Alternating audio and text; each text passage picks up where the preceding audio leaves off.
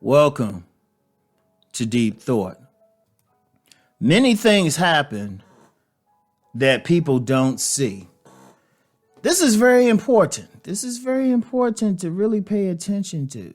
We don't always see everything. We might see the end result of something, or we might see the surface of something, but we don't know everything that went into it. I'll give you a great example from history, particularly the history of the American Civil Rights Movement with Rosa Parks. We all know about Rosa Parks, like refusing to give up her seat on that bus. And, that's how I first learned about it. When I was in elementary school, we had a character play Rosa Parks and had a speech. I was in that play too. I played Thurgood Marshall. Yeah. But see, get back to the thing with Rosa Parks. Many people might have just saw she just didn't feel like getting up. And in fact, that's what it was taught to us.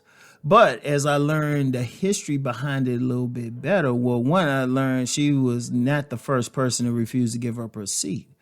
But she was the first person who looked a certain way and was part of an overall plan. That was a planned maneuver. Many things went into that. It wasn't just some casual thing, just some happenstance thing. There was planning that went into it, but many people didn't see that. And we only found out about it because the people involved, they listed, say, well, we did this, this, and this. And it's a lot of stuff, things that happen. You just don't know what's behind it. What's the movement behind it? Why are people wearing certain clothing? And believe it or not, and I've talked about this book before, Propaganda, by Eric Bernays, who was a nephew of Sigmund Freud. He listed some stuff. He was talking about different things, why people might start buying a certain thing. Like you get certain styles out here and people wearing certain things or getting into certain things, and you might think, oh, this is just spontaneous. But you know what? Sometimes some marketing executive somewhere was like, hey, you know what? We need to sell this. How can we get this to sell? Oh, let's have like this influencer buy it. Or like, let's say, hey, just wear it and talk about it. All of a sudden, everybody doing it and they might forget where it came from. Or, they might go to a club and say, hey, somebody looking real sexy and everything, and they start wearing a certain style of clothes or cologne or something like that. A lot of times it goes through it. Like the marketing people really know this. What's happening. Why are people talking about it, right? It's always a plan. In fact, I'll share a plan I did. How like my first book, Nice Guys and Players, really sold. It was selling slow at first, but then I went on this message board that dealt with, quote unquote game. And I say, hey, y'all hear about this guy named Rom Wills? He got this very good book. Somebody bought it right away and started talking about it. Ironically, it wasn't even a positive review. But other people saw it and decided to check it out for themselves. Now, it would seem that it was just spontaneous and everything. It was like, no, it was planned. Many things that we see happening, we don't know the movement behind it. We don't know who's behind something, who is orchestrating it. I mean, indeed, you got a lot of movements like that in the world, especially with the internet now,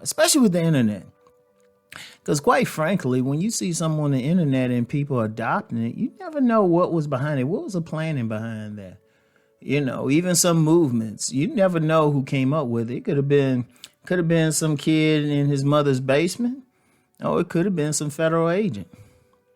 I'm just saying. And then different things happen because of the movement and stuff. Like I tell you, a movement, and there's a lot of factors that go into it. You notice like in restaurants and grocery stores now, they starting to sell more like meatless burgers and everything.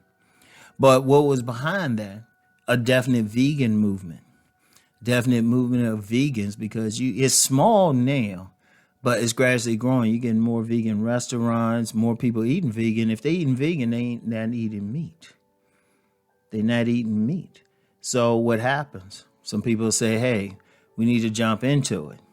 Because it's like the vegan movement and the growing vegan movement. A lot of people ain't seeing what's there, what's happening and stuff. But see, one thing, anything that happens, there's something behind it, something that you don't see. You might just see the results of it. Like a lot of people who might say, "Hey, this meatless burger is on the menu." They might say, "Hey, let me try it," but they of course they didn't see that there were a bunch of vegans, sometimes hardcore vegans, that say, "Hey, we're not going in this place." And depending on where you are, there might be a lot of them. Yeah, it's like, "Oh, wait a minute, we gotta get their food too and their money." See, that's one. There's so many. It's like even like a lot of corporate stuff I see. I'm paying attention to it. Like I give you a great example. You get a lot of these banks and businesses and stuff investing a lot in black businesses and all of that. Investing a lot, or they say, "Hey, we're going to open ourselves up for black business and stuff." Now, somebody might think they just being nice, but I was like, okay, they're going to start carrying these black products in the store. Wow, let me take a walk through that store. And people might think they being nice, but if you look at it, it's like, wait a minute, this store is in a black neighborhood. Oh, wait a minute, they got a lot of black customers in here, and they're not buying this other product. Or they, you get a lot of blacks who are just into this. But then, you might not, but then, the company, the store, something advertising the stuff, they might try to say, "Oh, we're just being good. We want to be sharing and everything." And you be like, no, just look at who's walking in there. What neighborhood they're in. It's like more of them are buying it, because trust me, when you at that level, they pay attention to every little demographic. They pay attention where you live. In fact, there's always a lot more going. You could even use the term occult, which means hidden, but not in a metaphysical way.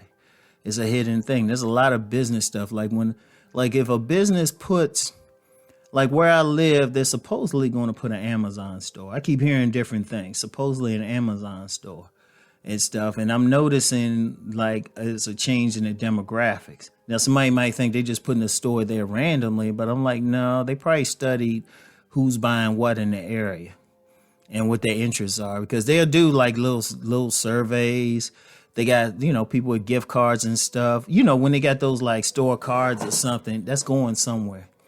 There's some more going into it. There's so much, the things that people are not seeing, but you seeing the results of it.